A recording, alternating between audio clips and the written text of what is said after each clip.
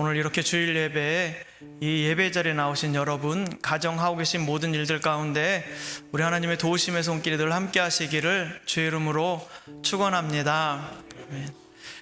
또 오래간만에 또 못 나오셨다가 다시 나오신 분들도 계시고 너무나 반갑고 참 기쁜 주일 아침입니다. 추수감사절을 이렇게 준비하면서 이달 말 25일이 추수감사 주일인데 하나님 앞에 감사의 모든 마음들을 우리가 쏟아내고 감사의 표현을 하는 그 주간입니다.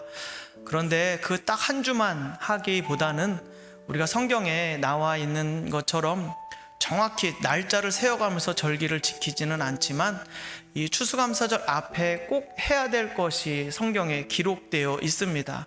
그래서 우리 성도님들과 같이 추수감사절을 앞두고 이번 한 주간 동안에 우리에게 하나님께서 추수감사절을 맞이하는 우리들에게 어떻게 준비하라고 하시는지 그 하나님의 마음을 함께 좀 나누었으면 좋겠습니다. 먼저 이 23절부터 32절까지의 말씀에는 두 가지의 절기 이름이 나옵니다. 첫 번째 23절, 24절에는 나팔절이라고 해요. 이름이 되게 신기하죠. 나팔절, 나팔을 부는 날입니다. 그리고 두 번째로는 27절에 나와 있는 것처럼 속죄일이라고 해서 대속죄일을 속죄, 즉 백성의 죄를 대속하는 그 날이 두 가지의 중요한 날이 있습니다. 이것을 다 보내고 난 다음에 그 다음에 장막절이라고 하는 우리가 지금 지키고 있는 추수감사절 그 다음 주에 이것을 행하게 되죠. 7월 1일이 나팔을 부는 날이고 또 7월 10일이 속죄일이고 그 다음에 7월 15일 7월 보름날이 이제 장막절 추수감사절이 되는 것입니다. 여러분 생각하시면 양력으로 여기 성경에 기록되어 있을 때 7월달이라고 한다면 양력 7월인가 한참 더운 여름인데 이렇게 생각하실지 모르겠지만 이스라엘 백성은 6월절 즉 이집트의 노예였다가 거기서 풀려나서 자유케 된 날부터 첫 달을 삼습니다. 그게 양력으로 3월과 4월쯤 되거든요. 그러니까 그 6월절을 중심으로 7개월이 지나게 되면은 벌써 10월 달쯤 되잖아요. 그러니까 양력으로 따지면 우리랑 되게 좀 비슷한 그 시간들이 될 것입니다. 그래서 이 추수감사절을 맞이하기 전에 이때 하나님께서 이 두 가지 절기 나팔절과 또 속죄일을 말씀해 주셨던 그것을 놓고 우리가 같이 함께 이 주일 말씀을 함께 묵상하도록 하겠습니다. 먼저 하나님께서는 우리에게 7월 첫 번째 날을 쉬는 날로 정하시고 나팔을 불어서 기념할 날이고 모든 성도들이 나와서 어떤 노동도 하지 말고 여호와 앞에 나와서 서라고 말씀하십니다. 우리가 6월절이 1월달이라고 한다면 오순절은 50일 후니까 한 달 20일 후예요. 그러니까 1월달이라고 한다면 2월 3월 그때쯤 되었고 7월까지는 4개월이나 되는 많은 시간들이 지나가는 겁니다. 그러니까 이제 저 들판에 지금도 나가보면 이렇게 이 벼농사가 노랗게 지금 익어가고 있는 거 보시잖아요. 추수를 앞두고 이제 저것이 이 가을 추수, 가을 거지가 끝나게 되면 겨울이 오기 때문에 마지막 추수거든요. 다시 말하면 우리 삶을 결산하는 시간이 다가오고 있다는 것을 하나님께서는 말씀해 주십니다. 그래서 열심히 일하고 그리고 열심히 일하면서 이 땅에 나도 모르는 사이에 이 땅의 일들에 너무 깊숙이 젖어 들어가고 물들어 있을 이때 하나님께서 7월 1일 즉 7번째 달 첫 번째 날에 즉 하나님께서 완전하게 하시는 7번째 달에 나팔을 크게 불라고 하시는 거예요. 이거 양각 나팔인데요. 양의 뿔로 이렇게 큰 거를 가지고 성전 맨 꼭대기에서 뿡 그 다음에 뿡뿡뿡뿡뿡 하고 크게 울립니다. 그러면 이스라엘 전역이 제가 목소리를 작게 냈지만 엄청 크게 울리는 거라고 생각하십시오. 그러면 7월 첫 번째 날이 빵 하고 울리면 보스 스피커는 저리 가라예요. 엄청난 소리가 저음으로 빡 깔리면서 온 땅에 나팔이 막 이렇게 불려지는 겁니다. 그러면 이스라엘 백성들은 그 나라에, 하나님 나라에 살고 있는 이스라엘 백성들은 어떤 상태냐? 하나님께서 알람을 설정해 놓으신 것과 똑같습니다. 저 많은 추수들을 앞에 두고 이만하면 됐지 하는 그 마음들에 대해서 알람을 탁 쳐주시는 거예요. 깨어나야 한다. 지금 깨어야 된다. 그리고 여호와 앞에 나와서 여호와 하나님 앞에 서라라고 말씀해 주시는 겁니다. 그래서 이 나팔절은요, 하나님 앞에 서는 훈련과 연습을 하는 그 시간들입니다.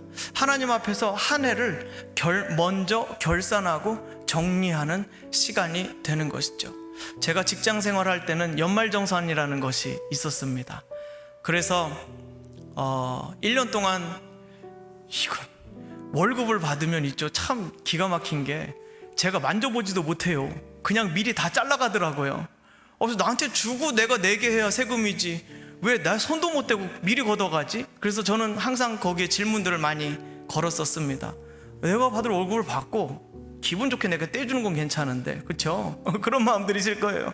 그런데 그거 나중에 제가 다 용서해주는 계기가 된 것이 연말 딱 되니까 정산을 쭉 해주더라고요. 그래서 그 세금 낸 것에 대해서 마이너스 되는 거 더 냈습니다 하고서 딱 다음에 정산해가지고 돌려주는데, 야, 이게 또 보너스와 같이 엄청, 그래서 괜찮다, 또 이렇게 마음의 위로를 받게 되는 것이죠.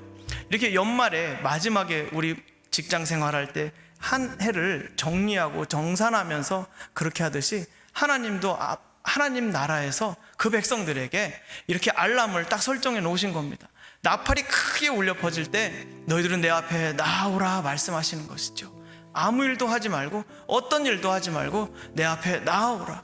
지금까지 내가 살아왔던 그 모든 삶을 내 앞에서 정산하고 결산하자 말씀하십니다. 혹여나 예수님을 믿는 분들 가운데서도 또 저에게도 마찬가지로 이런 마음들이 좀 있는 것 같아요. 내 삶의 정산은 마지막에, 내 삶이 끝나는 그 순간에, 혹은 주님이 다시 오시는 그날에, 여러분 잘 보십시오. 예수님이 다시 이 땅에 재림하시고 다시 오실 때 어떤 소리가 납니까? 하늘로부터 큰 나팔 소리가 울려 퍼지죠. 그 나팔 소리는 이 나팔절에 이렇게 일깨워주는 그 소리와 같은 소리입니다. 그래서 예수님이 다시 오실 때 그때 내 삶을 정산할 거야 라고 은근슬쩍 그리스도인들 마음에는 그런 것이 있어요. 내 삶을 정산하는 것이 언제냐면 예수님 다시 올 때라든지 아니면 내 육신의 생명이 끝날 때 정산하지 않을까 하고서 정산을 마지막으로 뒤로 미루는 경향이 있습니다.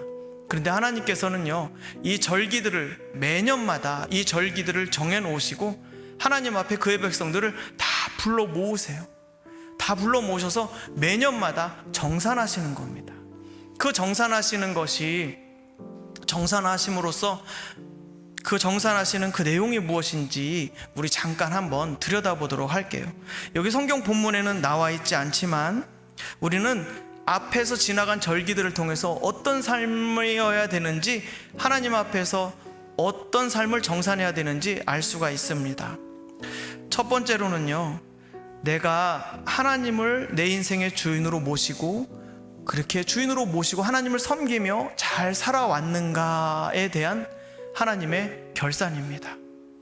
이것은 어디서부터 시작된 생각이느냐? 6월절로부터 비롯된 것입니다. 이집트의 노예, 즉 이집트의 파라오를 주인으로 섬겼던 사람들이 이제 하나님의 이 권능의 날, 하나님의 권능이 풀어지는 날이 6월절이었었고, 그 결박을, 노예됨의 결박을 풀어주셔서 그 백성들을 구출해 내셔서 자유케 하신 날이 6월절입니다. 그래서 이제는 이집트의 왕 파라오를 섬기는 자가 아니라 여호와 하나님, 창조주 하나님을 섬기는 자로 바뀌어져서 자유를 누리게 되었거든요. 그래서 이제 그 시간, 하나님께서 6월절로 시작해서 7개월이 된 이 시점에서 하나님 정산하자고 하시는 겁니다. 정말로 여호와 하나님을 올 한 해 동안 신실하게 내 삶의, 내 인생의 주인으로, 그리고 온 땅의 주로, 그리고 이 모든 생사화복의 주관자 되시는 하나님으로 내가 정말 인정하고 모시고 섬기며 살아왔는가에 대해서 결산하자는 겁니다. 그런 마음들, 하나님 앞에서 하나님께서는 그 마음들을 다시 점검하기를 원하시는 거예요. 내가 정말로 우상을 숭배하지 않고 사람이나 재물을 따라가지 않고 환경과 기회나 여건들을 따지지 않고 내 주인 되신 하나님을 정말 바라보고 올바른 길로 걸어왔는가를 점검하라고 말씀하십니다. 그리고 두 번째는 하나님의 사랑받는 자가 되었다는 것을 마음속에서 잃어버리지 않고 끝까지 잘 지켜내고 있는가에 대한 점검입니다.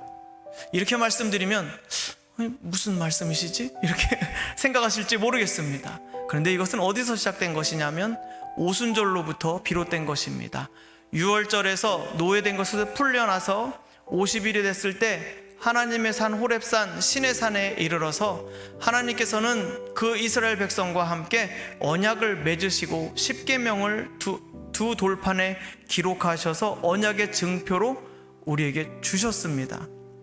그래서 이제부터는 관계가 어떻게 되느냐?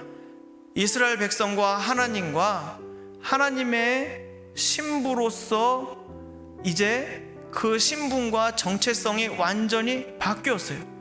자, 예전에는 노예였죠. 그리고 노예에서 풀려났을 땐 자유인이었습니다. 그런데 오순절에 하나님과 언약을 맺음으로써 이제는 하나님의 신부라는 정확한 위치와 삶의 자리가 분명하게 잡혔어요. 그래서 하나님의 신부로서 거룩하게 살아왔는가를 점검하라고 하나님은 부르십니다. 여러분의 입술이, 여러분의 말이 하나님의 신부로서 정결한 말을 해왔는가 점검하라고 하십니다. 여러분의 손으로 짓는 행동이, 여러분의 계획하는 그 모든 계획들이 하나님의 거룩한 신부로서 거룩함을 유지하며 살아왔는가 점검하라고 하십니다. 여러분의 발이, 여러분이 딛고 다니는 그 땅들이 하나님의 거룩한 신부로서 올바른 곳에, 온전한 곳에 발을 대어 왔었는가 질문하십니다. 그것에 대해서 한 해 동안 어떻게 살았는지 점검하라고 말씀하여 주시는 것이죠. 그리고 여기 한 가지 더해서 말씀드리고 싶은 것은 여러분이 여러분 자신을 어떻게 여겨왔느냐에 대한 것입니다.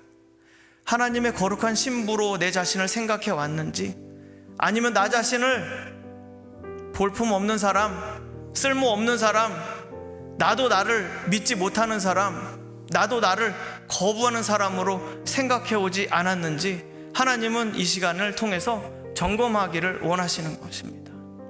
우리 스스로 우리를 무너뜨릴 때가 얼마나 많은지 모릅니다. 내 스스로 나 자신을 깎아먹고 비하시키고 내가 하나님의 거룩한 신부인 것을 자꾸 잊어먹게 만들고 세상 조건, 다른 사람들과 비교하면서 나 자신을 자꾸 볼품없이 만들어버리는 내 자신을 향해 내가 죄를 짓지 않았는지 하나님은 점검하기를 원하십니다. 그리고 세 번째로 하나님께서 주신 삶의 터전에서 감사했는가 점검하라고 나팔을 울려주십니다. 이스라엘 백성을 보십시오. 가나안 땅입니다. 그들의 힘으로는 도저히 얻을 수 있는 땅이 아니었습니다. 그들의 전투력으로는 도저히 싸워서 이길 만한 땅이 아니었어요. 그들이 가진 것으로는 도저히 이길 수 없는 땅인데 하나님께서 그 땅을 차지하게 하셨고 그 땅을 선물로 주셨습니다. 여러분이 지금 일하고 있는 그 직장 하나님께서 주셨습니다. 여러분이 살고 계시는 그 집도요, 이거 내가 산 거야, 그런 하나님이 없는 사람들이 하는 말이고요. 하나님 안에 있는 사람들은 어떻게 말합니까? 그 집 하나님께서 내게 주셨어, 이렇게 믿음의 고백하지 않습니까? 하나님께서 주신 것들을, 그 땅에 대해서, 지금 살고 있는 것에 대해서, 그 삶의 모든 조건에 대해서 하나님 앞에 감사하고 있는지 다시금 점검하라, 이것입니다. 이스라엘 백성들은 가나안 땅에 들어갈 때 그 땅을 물려받았을 뿐만 아니라 짓지 아니한 성읍까지도 물려받았고 직접 돌을 쌓지 않은 집도 물려받았고 그리고 땅 파서 가꾸지 않은 포도원까지도 그냥 거저 먹었어요. 그냥 날로 먹었다고 표현하죠. 거저 받아서 먹은 거예요. 그런데 거기에서 감사하지 못하고 그 땅에서 살아가면서 끊임없이 자기 자신을 다른 사람과 비교하면서 또 내가 내게 주신 이것들에 대해서 감사하지 않고 혹시 살지 않았는지, 하나님 앞에서 하나님의 언약 백성으로서 살아갈 때 하나님 앞에 그런 하나님의 그 사랑에 대해서 내가 그 사랑을 거부하고 거절하고 살지 않았는지 돌아보고 점검하라고 하나님 말씀하십니다. 그 기간을 열흘을 보내게 되는 거예요. 1일부터 9일 밤까지요. 그리고 27절 말씀에 7월 10일 열흘째 되는 날 하나님이 하시는 일이 있습니다. 우리가 7월 1일 나팔 소리를 들으면서 하나님 앞에 깨어서 우리가 하나님의 사랑을 인정하지 않고 내 멋대로 산 것에 대해서 회개하고 깊이 마음에 뉘우치는 그 회개 시간들을 보내는 것을 하나님은 원하십니다. 추수한 것을 감사하기 이전에 내가 하나님 앞에 지은 죄가 있지 않았는지 돌아보기를 원하시는 것이죠. 그리고 그 죄에 대해서 슬퍼하기를 원하십니다. 여러분, 성령으로 충만하는 길은, 하나님의 인도하심을 받는 길은요, 우리의 죄에 대해서, 하나님의 사랑을 인정하지 않은 것에 대해서 회개하는 것으로부터 시작합니다. 내 안에 완고함, 내 안에 고집스러움, 내 안에 있는 불평과 불만, 내 안에 있는 내 자랑과 내 자만 때문에 하나님이 모두 다 가려졌다는 것을 가슴 아파해야 되고 슬퍼해야 돼요. 내가 세상에 너무, 세상 즐거움에 너무 깊이 빠져 있다는 것을 슬퍼할 수 있어야 돼요. 바로 이 시간에요. 바로 이번 한 주간을 살아가시면서 여러분, 그런 마음들을 한번 품어주시기 바랍니다. 하나님은 그것을 느끼시기를 원하시고 하나님 앞에 회개하며 나아오기를 바라세요. 하나님은요, 이렇게 7월 1일부터 9일 밤까지 아파하고 슬퍼하는 하나님의 백성들을 향해서 기쁜 소식을 하나님은 이제 전해주실 거예요. 그 기쁜 소식이 무엇이냐면 27절 또 28절 말씀입니다. 같이 함께 읽어보도록 하겠습니다. 일곱째 달 열흘날은 속죄일이니 너희는 성회를 열고 스스로 괴롭게 하며 여호와께 화제를 드리고 이날에는 어떤 일도 하지 말 것은 너희를 위하여 너희 하나님 여호와 앞에 속죄할 속죄일이 됨이니라. 아멘. 여러분, 하나님께서 일깨워 주시고 그 백성들에게 친히 나팔을 불어서 스스로 자기 한 해 동안 지었던 죄들을, 하나님과 멀어졌던 그 죄들을 스스로 슬퍼하게 하고 세상과 가까워지고 세상의 유혹과 쾌락을 즐거워하며 기뻐했던 것들에 대해서 그것을 끊어내고 슬퍼하고 하나님께로 돌아오는 시간을 주시는 그 하나님과 함께 27, 28절에는 우리 하나님이 어떤 하나님으로 나타나시느냐, 그 회개하고 슬퍼하는 자들의 심령에 속죄일을 허락해 주신다는 거예요.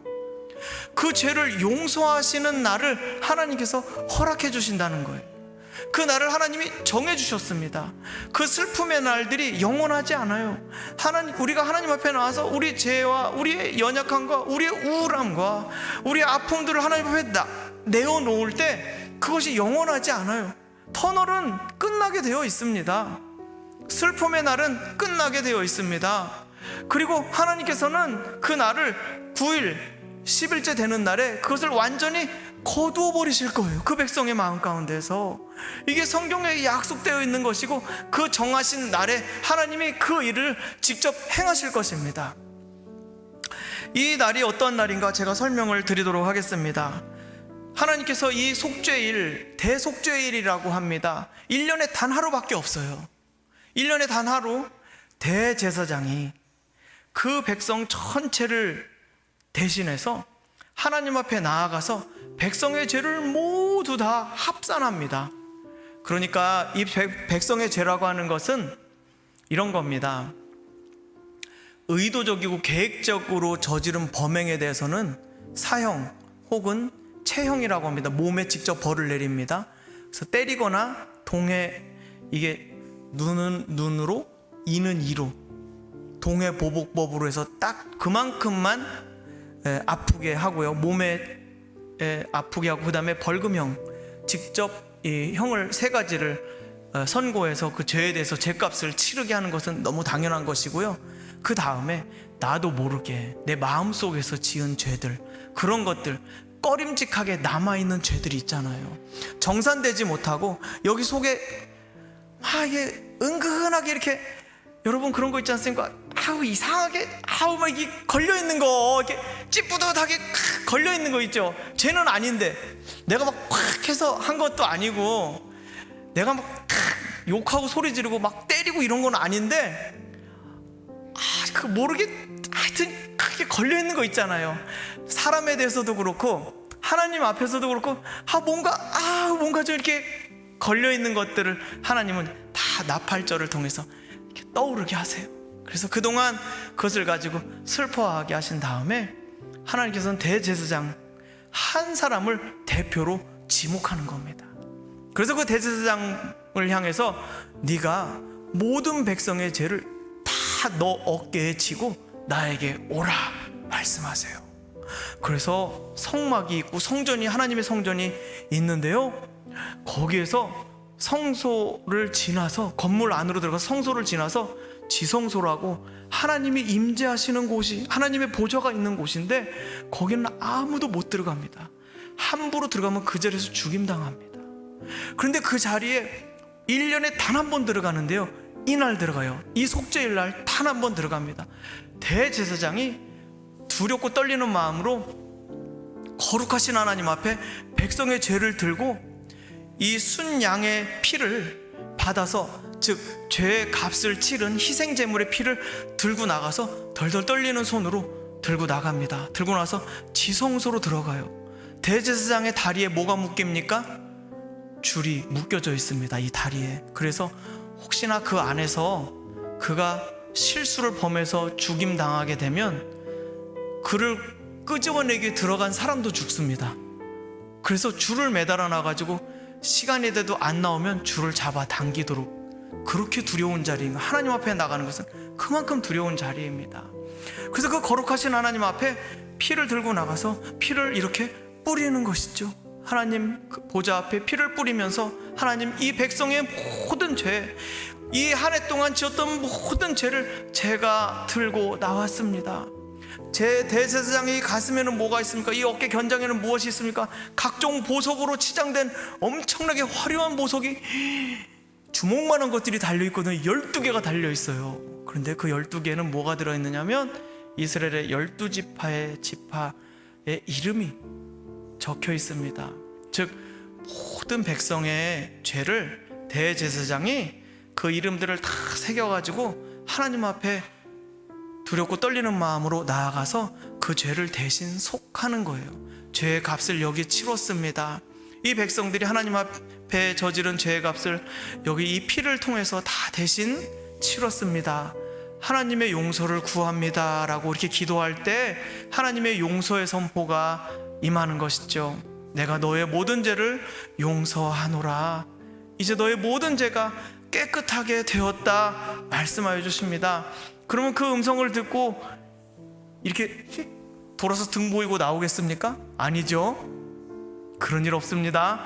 그대로 뒤로 뒷걸음질 쳐서 나와서 백성들 앞에 나와서 속죄를, 모든 죄가 용서받았음을 선포해 주는 날입니다. 참 얼마나 멋있습니까? 참 멋있죠. 그리고 나서 이 백성 전체가 다 여호와의 전 앞에 모여있을 때 대제사장이 그 두렵고 떨리는 하나님 앞에 나가서 죄 용서를 받아서 들고 나서 백성들에게 선포할 때 그거만큼 은혜로운 것이 어디 있겠습니까? 내 속에 이렇게 찌뿌듯하게 남아있었던 그 양심의 가책, 너무 미안하고 잘못한 그 죄들이 이렇게 남아있던 것들이 그때 대제사장의 선포를 들으면서 마음이 싹 이렇게 씻겨 내려가는 것이죠. 그 죄들이 다 씻겨 내려가고 그 대제사장이 얼굴을 이렇게 탁 보여줄 때 하나님의 은혜의 빛이 그 백성들 가운데 비춰지는 것 아니겠습니까? 그렇게 죄 용서를 딱 받고, 여기 한 가지가 더 있어요.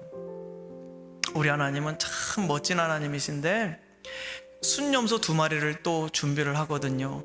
하나는 근데 두 마리를 딱 앞에 갖다 놓고 제비를 뽑습니다. 제비를 뽑아서 하나는 여호와의 전에 번제로 불태워서 드리는 희생제물로 들어가고, 그리고 또 하나는 살려줘요. 살려주는데 이 살려주는 염소는 아사셀이라고 이렇게 이름 지어지게 돼요. 그래서 이 염소를 잡아서 그 성에서 그 아사셀로 선택된 이 염소는 제사장들이 끌고 나갑니다. 끌고 나가서 약 20km 정도를 광야로 끌고 나갑니다. 여러분, 20km면 군대에서 행군할 때 4km 정도 1시간에 걷죠? 그러면 5시간 정도, 4, 5, 20, 한 5시간 정도 걸어가는 정도, 염소가 잘 따라오면 협조하고. 하여튼 이 염소가 따라오면 20km 정도를 데리고 나가서 5시간을 걸어 나가서 그 다음에 저 광야에 염소를 풀어줍니다. 멀리 멀리 가도록 합니다. 이것은 무엇이냐면 그 백성들이 하나님의 용서하심의 선포를 듣고도 그냥 말씀을 듣고도 뭔가 좀 그런 것이 있을까 봐서 하나님이 어떻게 하셨느냐면 이 염소를 가지고 저 광야로 멀리 데리고 나서 그 염소가 아주 눈앞에서 완전히 멀리 사라졌다는 것을 보여주시는 거예요. 그 뜻은 무엇이냐? 지금까지 가지고 있었던, 하나님 앞에서 가지고 있었던 죄의 무게, 그리고 부담감, 그리고 그 죄악들을 하나님께서 완전히 아주 먼 곳으로, 동이 서에서 먼 것처럼, 땅이 하늘에서 먼 것처럼 아주 먼 곳에 눈에 배지도 않는 곳으로 완전히 멀리 치워버리셨다는 것을 말씀해주고 보여주시려고 하나님이 그렇게 보여주신 것입니다. 그러니까 이 속죄일에 대제사장은 하나님 앞에 나아가서 그 백성의 죄를 모두 다 내어드리고 말씀드리고 용서함을 받아서 선포하고, 그리고 아사셀로 선택된 이 염소는 백성의 모든 죄를 상징하여서 이 염소가 멀리 멀리 광야 저 멀리 가서 완전히 소멸되고 사라졌다는 것을 하나님은 이곳에서 보여주시는 것입니다. 저는 이번 한 주간 우리 더사랑교회 또 함께 예배로, 교회 나오지는 못하시지만 함께 온라인으로 예배드리시는 모든 성도님들이 함께 추수감사주의를 준비하면서 이 속죄 시간, 회개 시간들을 가졌으면 좋겠습니다. 그리고 대속죄를 통해서 하나님께서 우리에게 어떻게 우리 죄를 용서하시는지, 그리고 우리 죄를 어떻게 우리로부터 멀리 떨쳐놓으시는지를 다시금 바라보았으면 좋겠습니다. 우리가 믿고 있는 예수님은 여기에 어떻게 해당하는 것일까요? 우리가 믿고 있는 예수님은 히브리서에 말씀하고 계십니다. 그 예수님이 우리의 대제사장 되십니다라고 고백하고 있습니다. 그러면 어떻게 되는 것이냐? 우리가 예수님을 믿고 의지합니다, 내가 예수님을 영접했습니다라고 할 때는 그 예수님이 나의 대제사장이 되어주시는 거예요. 그럼 이제 이 그림을 다시 이 본문에 대입해 봅시다. 내가 내 죄 때문에, 내가 내 삶의 아픔 때문에 그냥 하나님 앞에 나와서 울고 힘들어하고 슬퍼하고, 그것 때문에 내가 하나님 앞에 힘들어할 때 예수님께서 우리에게 찾아오셔서 예수님이 하실 일을 이제 말씀드리는 겁니다. 우리가 해야 될 일은 아파하는 것뿐이고, 우리가 해야 될 일은 우는 것뿐입니다. 그런데 예수님께서 찾아오셔서 하실 일이 있습니다. 그것이 무엇이냐면 그분이 우리를 위한 대제사장이 되어 주신다는 거예요. 우리를 위해서 그분이 하나님 앞에 나아가셨다는 거예요. 그리고 그분이 대제사장 되신다는 것은 그분의 어깨에 있는 이름들이 있어요. 제 이름을 적어볼게요. 박용남, 이거 3글자 여기 있어요. 오늘 대표기도 하신 안은택 안수집사님, 안은택 안수집사님 여기 다 있어요. 김효은 성도님 하시면 여기 가슴에, 예수님 가슴에 어떻게 써 있어요? 김효은 성도님 이름이 박혀 있어요. 오경미 집사님 탁 적혀 있어요. 그 예수님의 마음에 그 이름이 적혀 있는 거예요. 그분이 우리를 위한 대제사장이 되셨다는 것을 여러분 꼭 기억하시기 바랍니다. 우리에게 그런 죄가 있다 할지라도 예수님께서 계시기 때문에 우리는 용서를 받을 수 있는 사람들이에요. 정말 비참한 인생이 뭐예요? 죄를 짓고 용서받을 게 없는 게 비참한 거죠. 그런데 예수님께서 우리를 위한 대제사장이 되어주셔서, 그래서 그분의 가슴에 우리 이름을 적어 놓으시고 하나님 앞에 나가서 그 십자가에서 흘린 자기의 피로, 이 구약시대는 염소의 피로 갖고 나갔다면 예수님께서는 자기 피로, 자기 생명값으로 하나님의 보좌 앞에, 지성소 앞에 나가셔서 자기의 피로 우리의 죄를 대신 씻어주셨습니다. 우리는 그것을 은혜라고 표현합니다.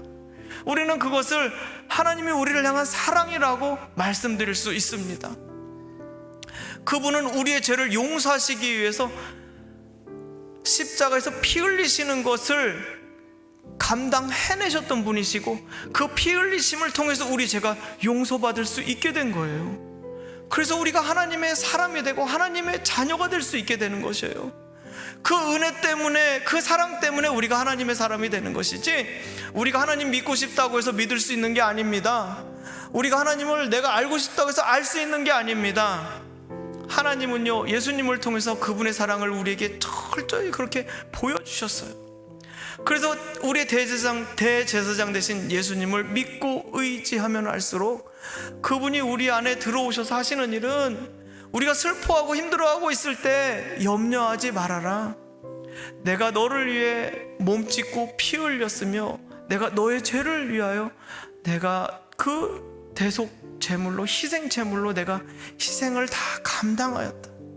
그리고 너의 죄가, 염소가, 아사셀 염소가 여기서 저 먼 곳으로 그렇게 하루 종일 걸어갈 거리로 멀어진 것처럼 내가 너의 죄를 너의 몸과 마음에서 보이지 않을 만큼 저 먼 곳으로 영원히 집어 던져버렸다 말씀해 주시는 예수님이십니다. 그게 예수님께서 우리에게 오셔서 하시는 일입니다. 우리 개인에게 그렇게 일하여 주시고, 우리 공동체 안에 오셔서 예수님이 하시는 일은 무엇일까요? 그분은 여전히 한 몸 되어 있는 우리 더사랑교회 한 공동체로서 친히 대제사장 되어주시고 우리 공동체 전체의 죄를 대속하여 주시는 예수님이십니다. 그래서 우리는 이제 추수감사 이 기쁜 날들을 앞에 두고 우리의 모든 죄를 깨끗하게 하시려는 예수님의 일에 대해서 우리는 눈을 뜨고 믿음으로 받아들이고, 그 예수님이 하실 일을 기대하는 한 주를 또 보낼 수 있기를 주의 이름으로 축원합니다. 저 여러분 모두가 다 한 주간 이렇게 살아가실 텐데 예수님을 조금 더 의지하십시다. 예수님을 조금 더 믿어주셨으면 좋겠습니다. 그리고 그분 앞에 마음을 조금만 더 열어주십시오. 그럴 때 예수님으로부터 오는 상쾌함, 예수님으로부터 오는 즐거움, 예수님으로부터 오는 이 짐이 날아가 버리는, 이 무거운 짐들이 날아가 버리는 그러한 시원함들이 저 여러분 마음속에 계속해서 임하게 될 줄로 믿습니다. 그래서 우리는 언제든지 예수님의 이름을 의지해서 하나님의 지성소, 하나님의 보좌 앞에 나아갈 수 있는 자들입니다.